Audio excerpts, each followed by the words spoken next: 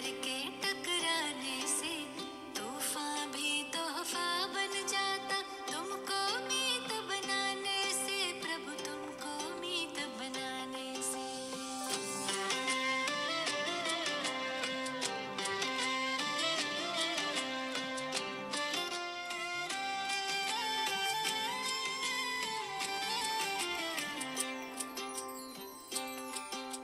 सागर रास्ता दे देता, पर्वत भी झुक जाता है।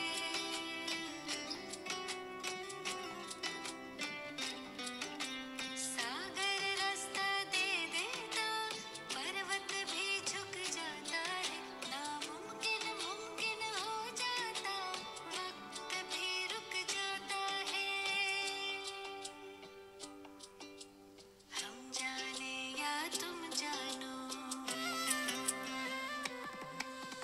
हम जाने या तुम जानो, क्या मिलता प्रीत लगाने से।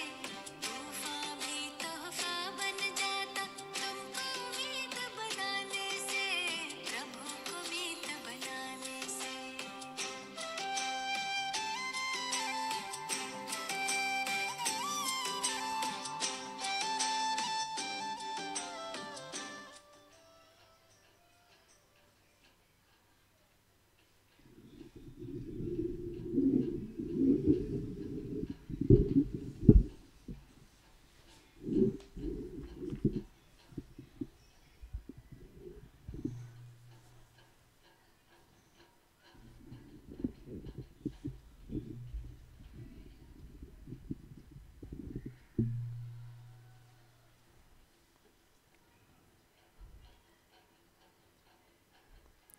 ओम शांति।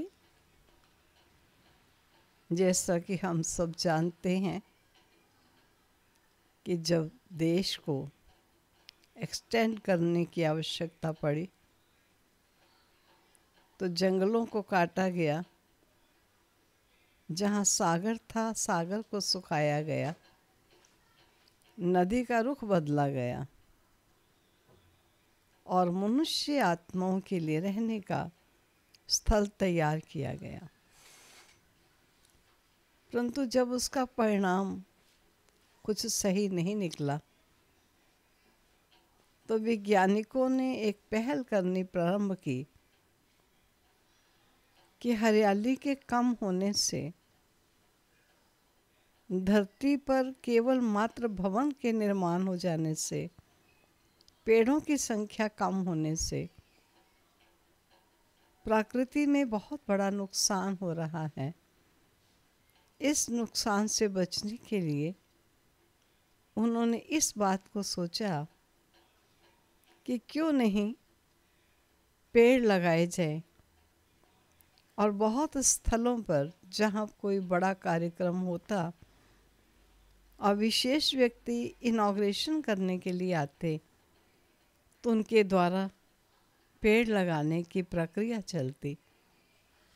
इस बहाने उस पेड़ को सींचा जाता और बड़ा किया जाता और आने वाले अतिथि का सत्कार उस पेड़ को लगवा कर ही उनसे किया जाता। ऐसे धीरे धीरे पेड़ लगते चले गए और कई बार ऐसा अभियान चला कि जो ज़्यादा पेड़ लगाएगा उनका नाम अखबार में डाला जाएगा या कईयों को इनाम दिया गया।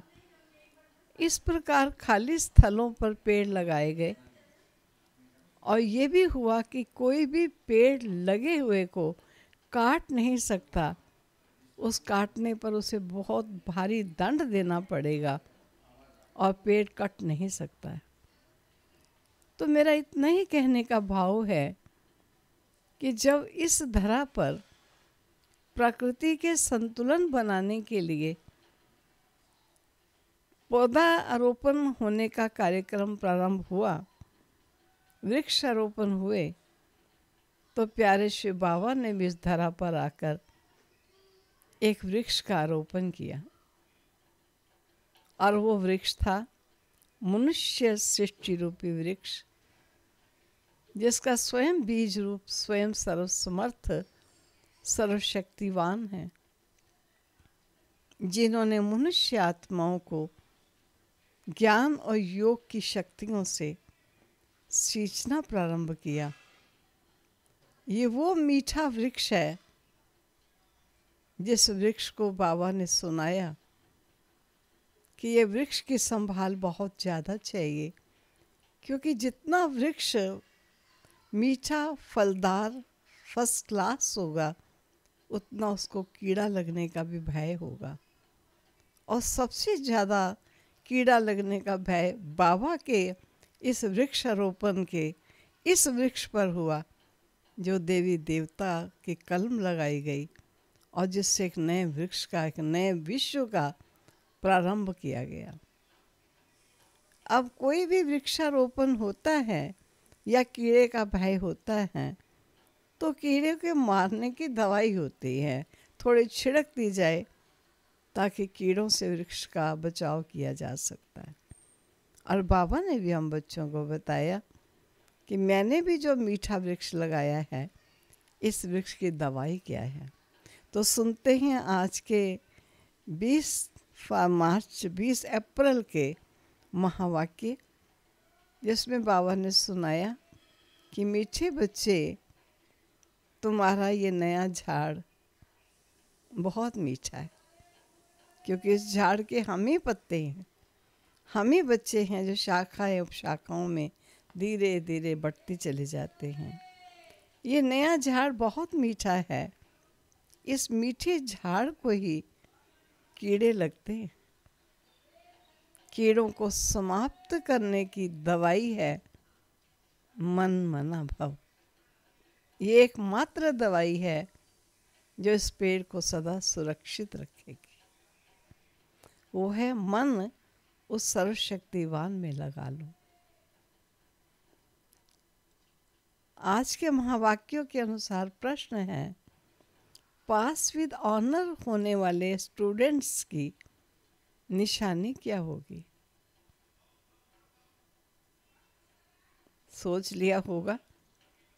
अब मैं पढ़ती हूँ, आप अपना उत्तर मिला लीजिए।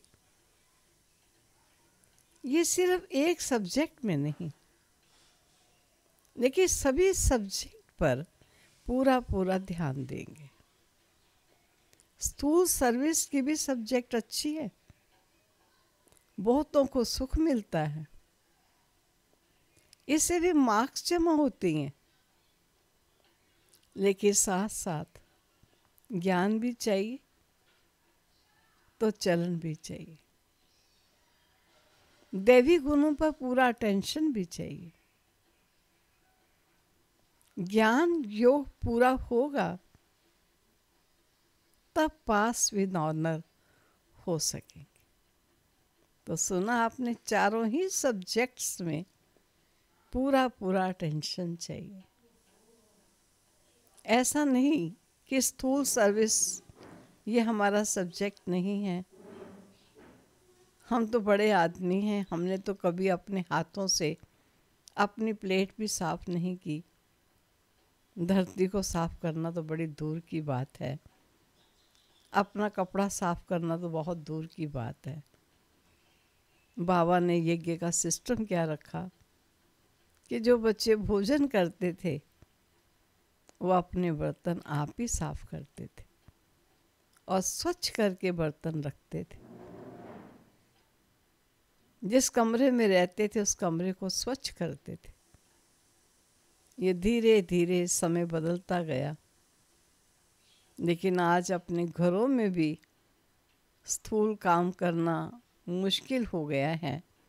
हर एक कहता है मेड्स आए तो करेंगे। आप सोचिए, जब ये कोरोना का वायरस फैला तो कितनी डिफ़िकल्टी हो गई होगी, कितने चुटकुले से बन गए हैं कि माताओं के साथ भाई भी सहयोग देते हैं तब घर का काम हो पाता है।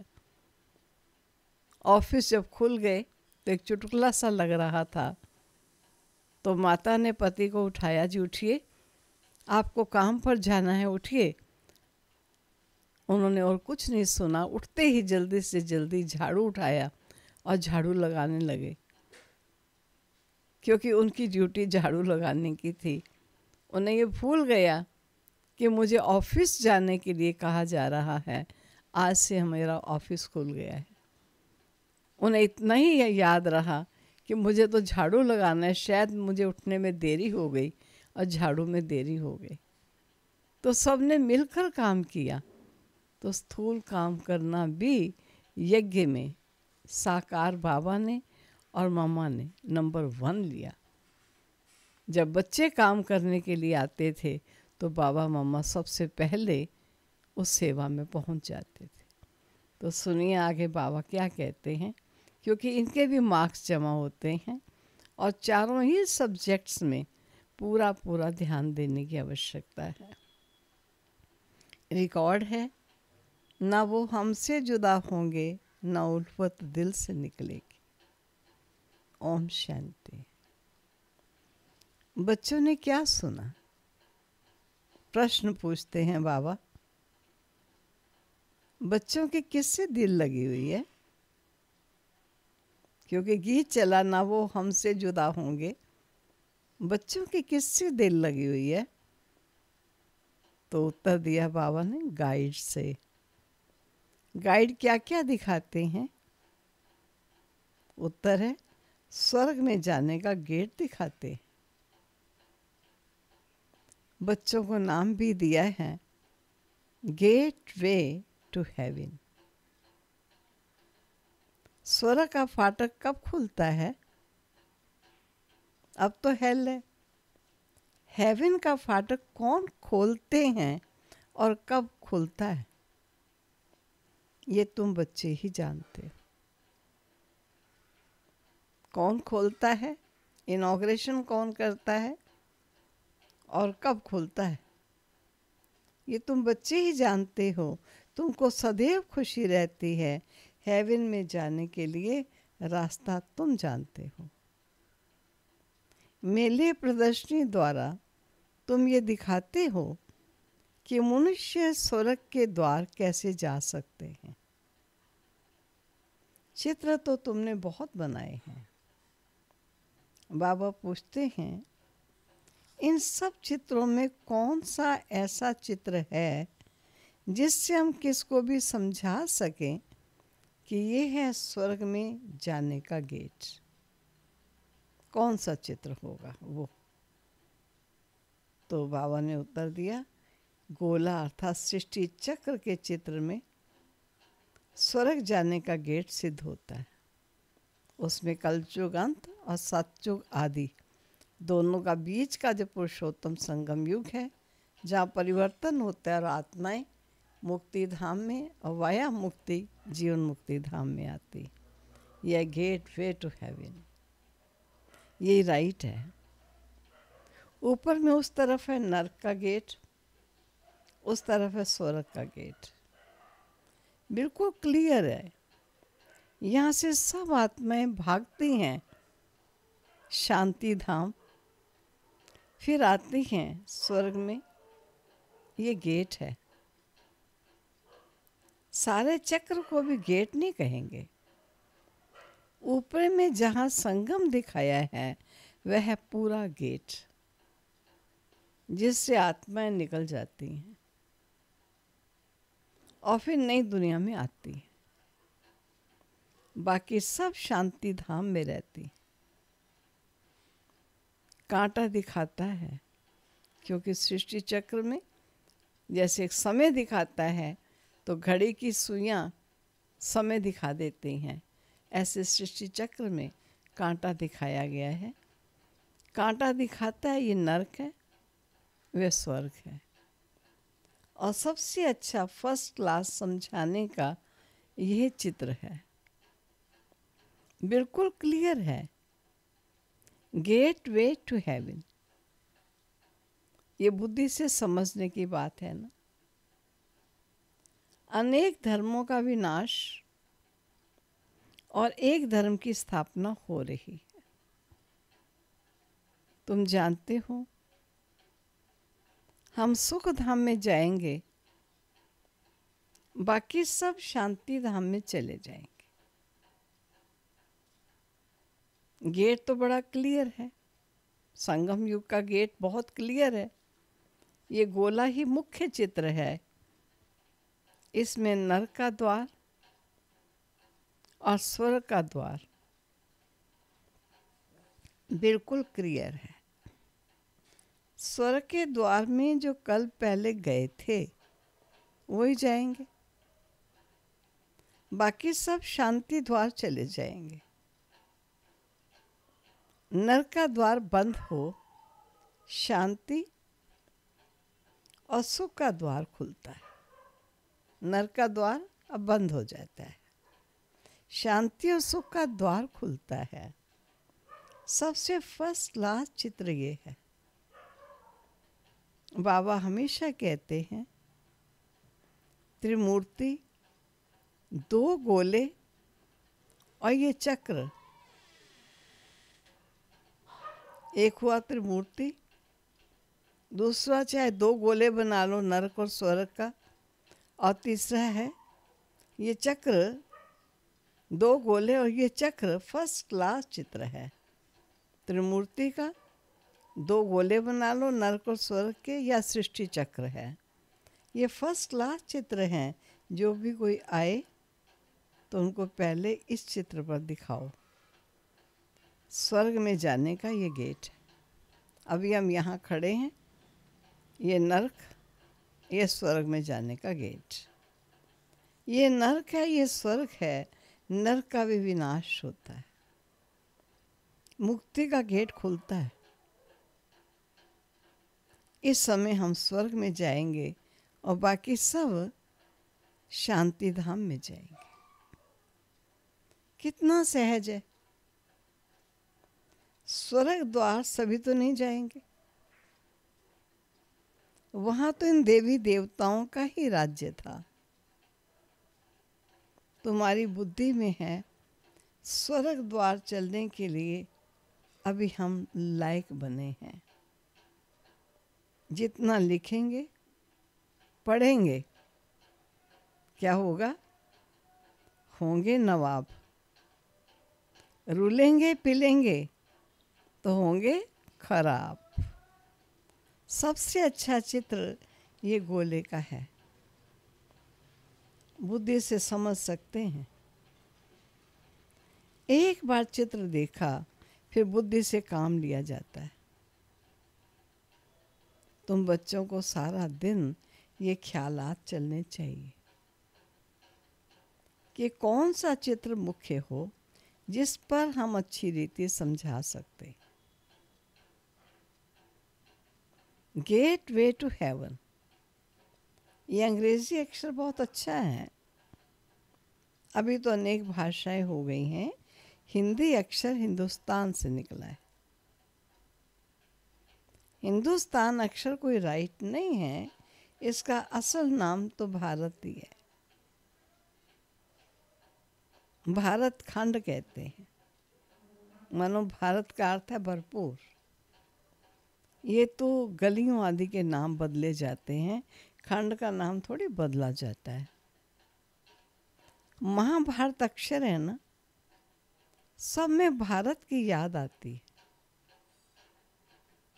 गाते भी ये भारत हमारा देश है। हिंदू धर्म कहने से भाषा भी हिंदी कर दी है। ये है अनराइटियस। सतयुग में था सच ही सच, सब कुछ सच्चा था। सच पहनना, सच खाना, सच बोलना, यहाँ सब झूठ हो गया है। तो ये गेट वे टू हेवन अक्षर बहुत अच्छा है। चलो हम आपको स्वर्ग जाने का गेट बताएं। ले चलो चक्र के सामने जाकर दिखाओ। कितनी भाषाएं हो गई। बाबा तुम बच्चों को सदगति की श्रेष्ठ मत देते हैं। बाप की मत के लिए गायन है। क्या गायन है ईश्वर के मत के लिए? क्यों उनकी गतमत न्यारी है। तुम बच्चों को कितनी सहज मत देते। भगवान की श्रीमत ही तुमको चलना है। श्रीमत पर ही तुमको चलना है। डॉक्टर की मत पर डॉक्टर बनेंगे, भगवान की मत पर क्या बनेंगे? भगवान भगवती बनना होता है भी भगवान वाची। इसलिए बाबा ने कहा था पहले तो ये सिद्ध करो कि भगवान किसको कहा जाता है। स्वर्ग के मालिक भगवान भगवती ही ठहरे। ब्रह्म में तो कुछ है नहीं। कई कहते हैं ब्रह्मलोक, ब्रह्म में कुछ नहीं है। स्वर्ग भी यहाँ है, नरक भी यहाँ होता है। स्वर्ग नरक दोनों बिल्कुल न्यारे हैं। एक ही समय पर स्वर्ग और नरक नहीं होते, ये दोनों न्यारे हैं। मनुष्यों की बुद्धि बिल्कुल क्या हो गई है? तमो प्रधान हो गई है, कुछ भी समझते नहीं है। सातों के लाखों वर्ष दे दिए, कलयुग के लिए कहते हैं 40,000 वर्ष पड़े। बिल्कुल ही घोर अंधेरे में है। कैसे अंतिम समय दिखाई दे रहा है और कहते अभी तो 40 लाख वर्ष पड़े। सोचिए क्या दशा होगी उस समय तक, कहाँ पहुंच चुका होगा मानव। कल्पना तक भी नहीं पहुंच पा रहे।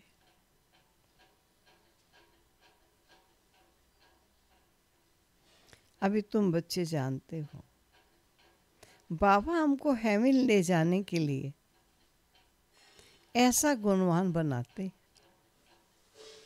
मुख्य फुरना ये रखना है कि हम सतो प्रधान कैसे बने। ये चिंतन हर समय रहना चाहिए।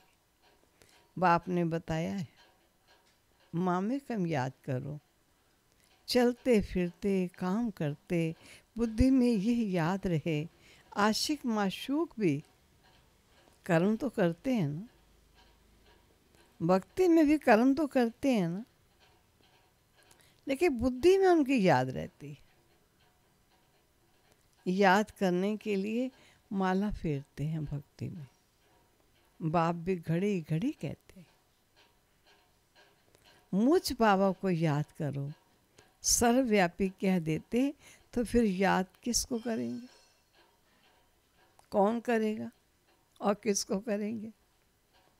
तो बाप समझाते हैं, तुम कितने नास्तिक बन गए हो, बाप को ही नहीं जानते हो। कहते भी हो ओ गॉड फादर, परंतु वे है कौन ये जरा भी पता नहीं, और पता करने की कोशिश भी नहीं करते। जिसमें जिसकी आस्था है उसे भगवान मान बैठे। आत्मा कहती है ओ गॉड फादर, परंतु आत्मा क्या है? आत्मा अलग है। उनको कहते हैं परम आत्मा, अर्थात सुप्रीम, ऊंचे से ऊंचा सुप्रीम सोल, परम आत्मा। एक भी मनुष्य नहीं जिसको अपनी आत्मा का ज्ञान हो। मैं आत्मा हूँ, ये शरीर है। दो चीज तो है ना, ये शरीर 5 तत्वों का बना हुआ है। आत्मा तो अविनाशी एक बिंदी है। व्याख्या चीज से बनेगी। इतनी छोटी बिंदी है, साधु संत आदि कोई को पता नहीं। इतना सूक्ष्मति सूक्ष्म आत्मा का स्वरूप है। इसने तो बहुत गुरु किए साकार बाबा ने, परंतु कोई ने ये नहीं सुनाया कि आत्मा क्या है, परम पिता परमात्मा क्या है। ऐसे नहीं सिर्फ परमात्मा को नहीं जानते, आत्मा को भी नहीं जानते। आत्मा को जान जाए तो परमात्मा को फट से जान जाए। बच्चा अपने को जाने और बाप को ना जाने तो चल कैसे सकता है? तुम तो अभी जानते हो आत्मा क्या है, कहाँ रहती है, डॉक्टर लोग भी इतना समझते हैं, वह सूक्ष्म है, इन आँखों से देखी नहीं जाती। और जैसे पहले किसी वैज्ञानिक ने ये करके देखने की कोशिश की, शीशे में बंद करके देख कैसे सकेंगे भला? दुनिया में तुम्हारे जैसी नॉलेज कोई को नहीं है। ये दिव्य बुद्धि से देखने की चीज़ है, दिव्य दृष्टि से जानने की चीज़ है। तुम जानते हो आत्मा बिंदी है, परमात्मा भी बिंदी है। बाकी हम आत्माएं पतित से पावन और पावन से पतित बनती हैं। वहाँ तो पतित आत्मा नहीं रहती, वहाँ से सब पावन आते हैं, फिर पतित बनते हैं यहाँ साकार मनुष्य लोक में, फिर बाप आकर पावन बनाते हैं। ये बहुत ही सहज से सहज बात है। तुम जानते हो हम आत्मा 84 का चक्र लगाए, अब तमो प्रधान बन गई। हम ही 84 जन्म लेते हैं, एक की बात नहीं। बाप कहते हैं मैं समझाता इनको हूँ, सुनते तुम हो। मैंने इनमें प्रवेश किया है, इनको सुनाता, तुम सुन लेते हो। यह है रथ। तो बाबा ने समझाया है, नाम रखना चाहिए। जो प्रदर्शनी का बाबा ने पूछा था नाम क्या होना चाहिए, नाम रखना चाहिए गेट वे टू हेवन। परंतु इसमें भी समझाना पड़े कि सतयुग में जो देवी देवता धर्म था वो अब प्रायः लोप है, कोई को पता नहीं है। क्रिश्चियन भी पहले सतो प्रधान थे। जब स्थापना होती है तो प्रथम आत्मा सतो प्रधान स्थिति में है और फिर पुनर्जन्म लेते लेते तमो प्रधान बनते हैं। झाड़ भी पुराना जरूर होता है, ये वैरायटी धर्मों का झाड़ है। झाड़ के हिसाब और सब धर्म वाले आते ही पीछे हैं। अगर झाड़ के हिसाब से देखा जाए तो पहले तना है, जड़ है, तना है, बाकी ब्रांचेस, सब ब्रांचेस ये आते ही सब पीछे हैं। ये ड्रामा बना बनाया है। ऐसे थोड़ी कोई टर्न को मिल जाएगा, कोई को टर्न मिल जाएगा सतयुग में आने का। पहला कोई धर्म सतयुग में अगली बार ऐसे आ जाएगा, टर्न की यहाँ बात ही नहीं है। ये बना बनाया ड्रामा है। ये तो अनादि खेल बना हुआ है। सतयुग में एक ही आदि सनातन प्राचीन देवी देवता धर्म था। अब तुम बच्चों की बुद्धि में है कि हम स्वर्ग में जा रहे हैं। आत्मा कहती हम तमो प्रधान हैं, तो घर कैसे जाएंगे, स्वर्ग में कैसे जाएंगे? उसके लिए सतो प्रधान बनने की युक्ति भी, सतो प्रधान बनने की युक्ति भी बाप ने बताई है। बाप कहते हैं मुझे ही पतित पावन कहते हैं। अपने को आत्मा समझ, बाबा को याद करो। भगवानों वाच्य लिखा हुआ है, ये भी सब कहते रहते हैं। क्राइस्ट से इतने वर्ष पहले भारत हेवन था, परंतु कैसे बना, फिर कहाँ गया, ये कोई नहीं जानते। तुम तो अच्छी रीति जानते हो, ठीक है ना? सभी अच्छी रीति जानते हो ना? आगे ये सब बातें थोड़ी जानते थे। दुनिया में यह भी किसी को पता नहीं कि आत्मा ही अच्छी व बुरी बनती है। सभी आत्माएं बच्चे हैं, बाप को याद करते हैं। बाप सभी का माशूक है, सभी आशिक हैं। अभी तुम बच्चे जानते हो वो माशूक आया हुआ है। बहुत मीठा माशूक है, नहीं तो सभी उनको याद क्यों करते हैं। इतना याद करने का ताना लगाया हुआ है, तांता लगा हुआ है, कोई बाजे से, कोई गाजे से, कोई पूजा से, कोई पाठ से। क्यों याद करते? कोई भी ऐसा मनुष्य नहीं होगा जिसके मुख से परमात्मा का नाम ना निकले। किसी रूप से भी निकल जाता है, सिर्फ जानते नहीं हैं। तुम जानते हो आत्मा शरीरी है। मनुष्यों की भी पूजा होती है ना। हम जो पूज्य थे वो फिर अपनी ही आत्मा को पूजने लगे। हो सकता है आगे जन्म में ब्राह्मण कुल में जन्म लिया हो। श्रीनाथ को भोग लगाते हैं, खाते तो पुजारी लोग हैं। ये सब भक्ति मार्ग है। जो थे पूजे वो पुजारी बन जाते, भोग लगाते हैं, आप पे खा लेते। तुम बच्चों को समझाना है स्वर्ग का फाटक खोलने वाला बाप है, परंतु खोले कैसे, समझावे कैसे। भगवान वाच्य है तो जरूर शरीर द्वारा वाच होगा ना। आत्मा ही शरीर द्वारा बोलती है, सुनती है। ये बाबा रेसगारी बताते हैं, बीज और झाड़ है। ये स्पष्ट डिटेल से नॉलेज देते हैं। तुम बच्चे जानते हो ये नया झाड़ है, आस्ते आस्ते फिर वृद्धि को पाते हैं।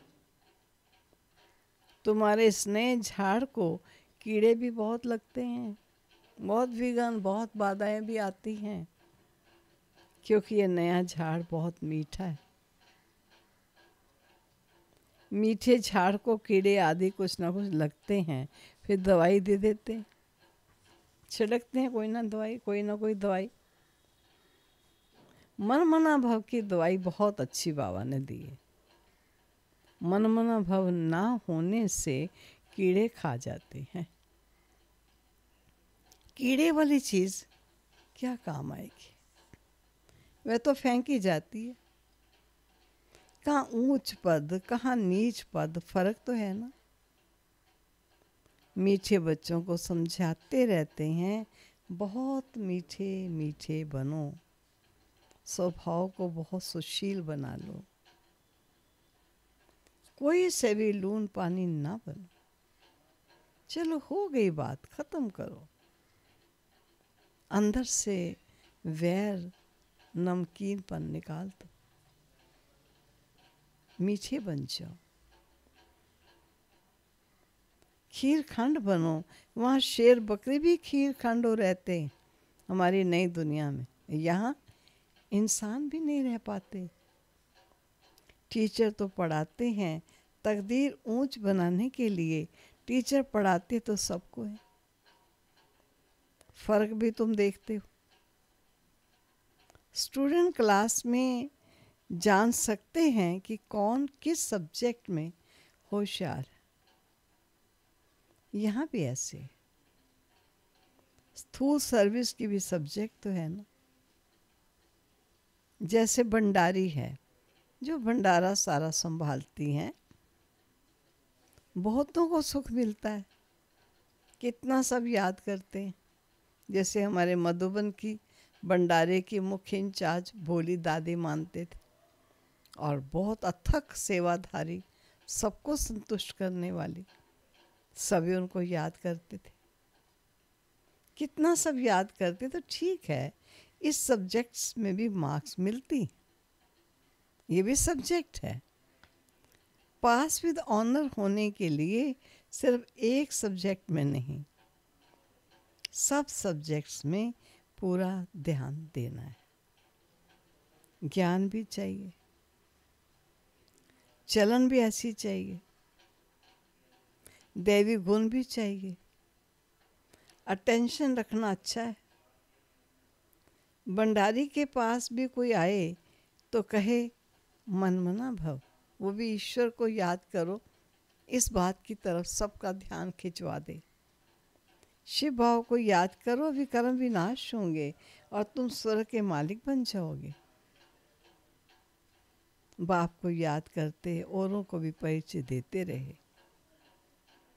ज्ञान और योग चाहिए, बहुत इजी है। मुख्य बात है ही ये, अंधों की लाठी बनना है।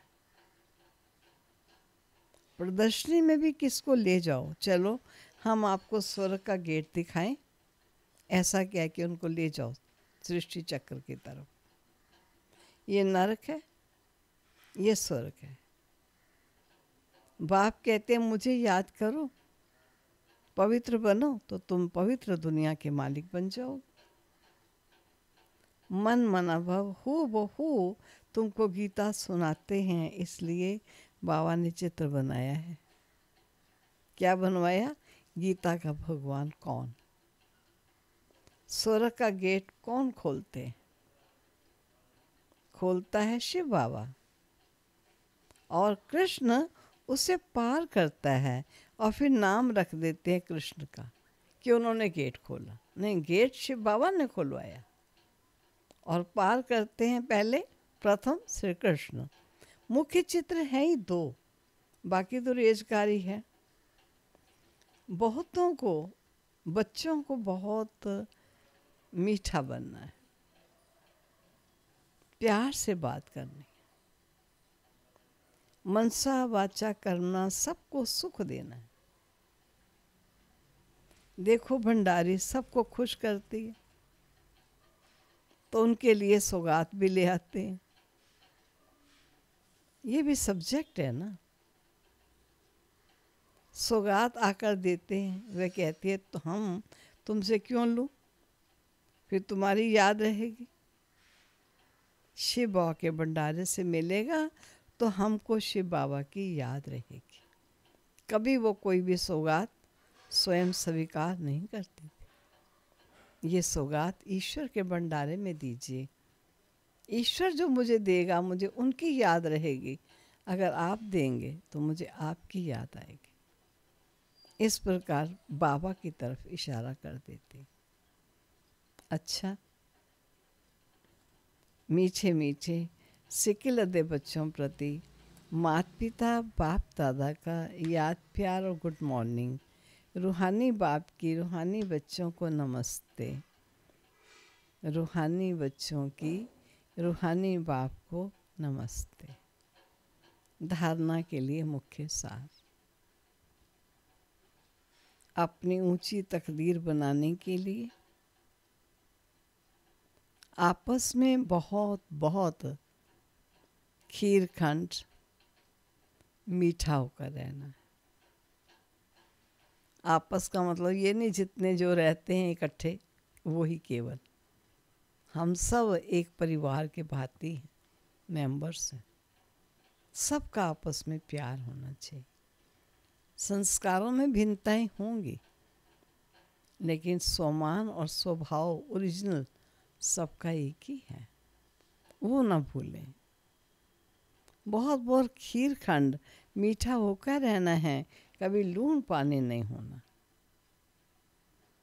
सभी सब्जेक्ट पर पूरा अटेंशन देना है।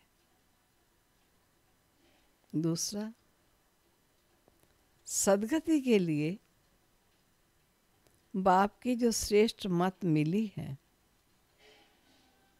उस पर चलना है और सबको श्रेष्ठ मत ही सुनानी। स्वर्ग में जाने का रास्ता दिखाना है। वरदान है, शुद्ध संकल्पों की शक्ति के स्टॉक द्वारा मनसा सेवा के सहज अनुभवी भव। इसका स्पष्टीकरण है, अंतर्मुखी बन शुद्ध संकल्पों की शक्ति का स्टॉक जमा करो। ये शुद्ध संकल्प की शक्ति सहज ही अपने व्यर्थ संकल्पों को समाप्त कर देगी, क्योंकि संकल्प कभी बंद नहीं होंगे, लेकिन अशुद्ध संकल्पों को शुद्ध संकल्पों से रिप्लेस करना है और शुद्ध संकल्पों के स्टॉक को जमा करना है और दूसरों को भी शुभ भावना, शुभ कामना के स्वरूप से परिवर्तन कर सकोगे। शुद्ध संकल्पों का स्टॉक जमा करने के लिए मुरली के हर पॉइंट को सुनने के साथ साथ शक्ति के रूप में हर समय कार्य में लगाओ। जितना शुद्ध संकल्पों की शक्ति का स्टॉक जमा होगा, उतना मनसा सेवा के सहज अनुभवी बनते जाओगे। स्लोगन, मन से सदा के लिए, सुनना ध्यान से, मन से सदा के लिए ईर्ष्या द्वेष को विदाई दो, तब विजय होगी, तब विजय होगी। ओम शांति। क्योंकि सच्चों की सृष्टि में जाना है तो वर्तमान समय इन सब विकृतियों और विकारों से सदा की विदाई चाहिए, तभी नई दुनिया में एंट्री मिल सकती है। जहाँ शेर बकरी भी एक घाट पे पानी पीते हैं, इंसान की तो बात ही क्या है। ऐसी दुनिया में बाबा ले जाने के लिए अपने बच्चों को तैयार कर रहे हैं। ओम शांति। चलो प्यारे बाबा के पास कुछ क्षणों के लिए चलते हैं।